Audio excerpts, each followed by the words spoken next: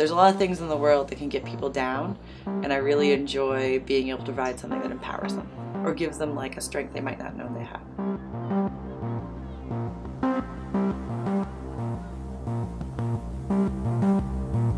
Go with her, Haley! Yes! Go for it!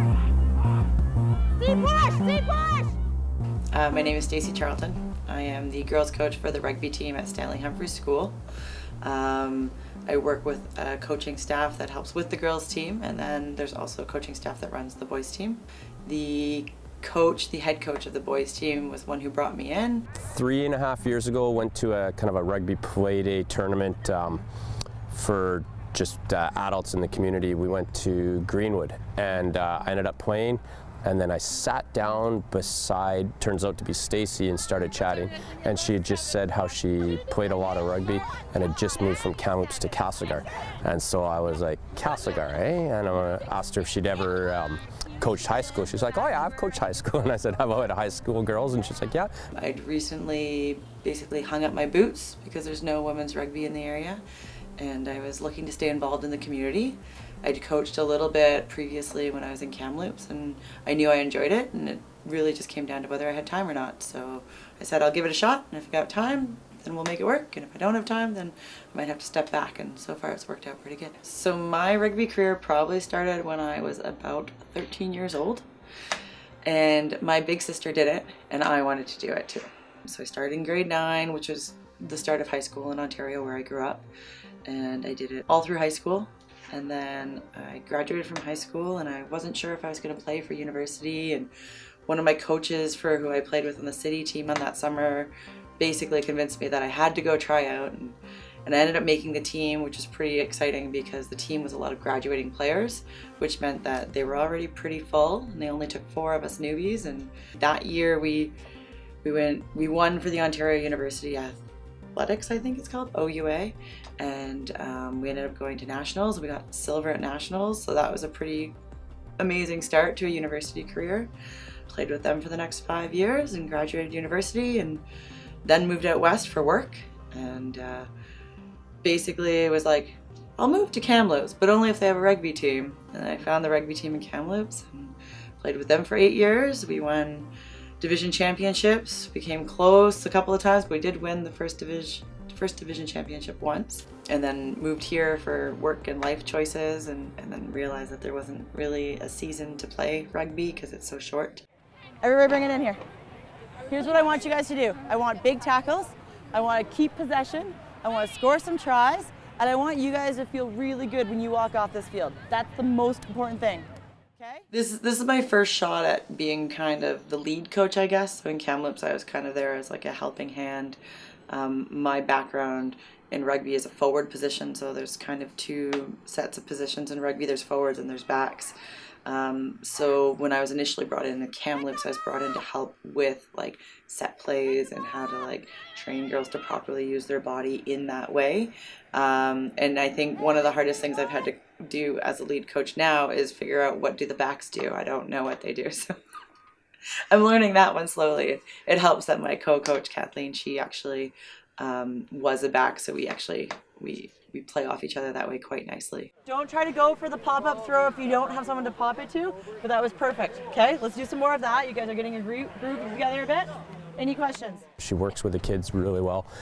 They respect her, and they get some of her passion, or a lot of her passion for the game. When you try to get them to do a thing, you over and over and you practice it, and when they actually pull it out on the field, you're like, that is what we've been talking about.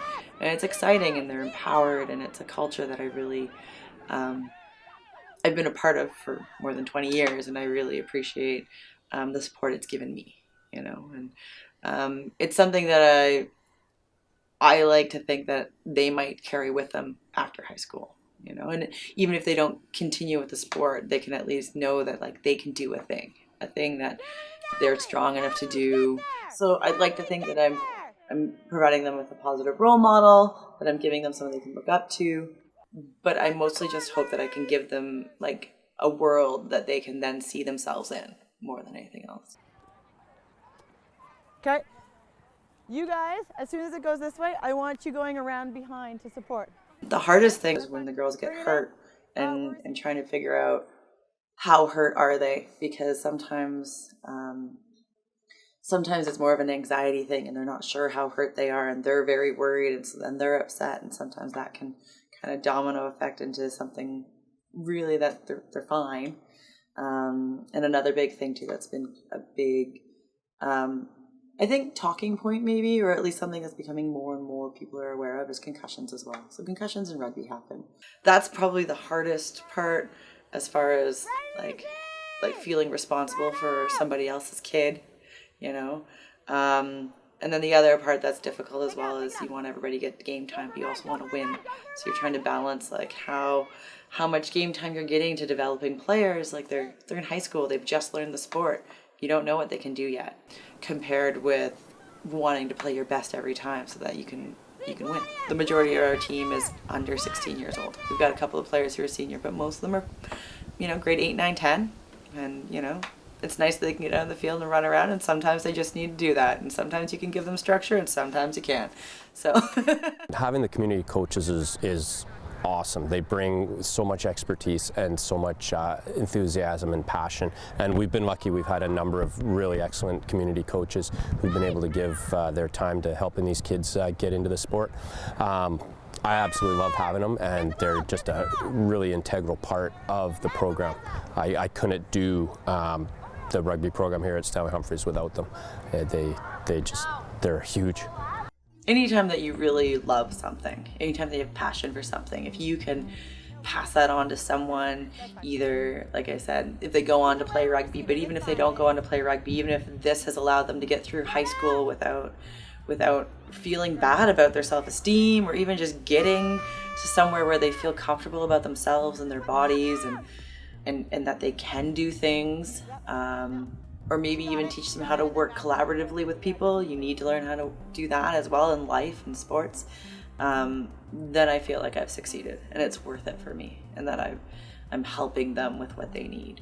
I believe in giving back to your community, and this is the way I do it. Great game, ladies. Great game.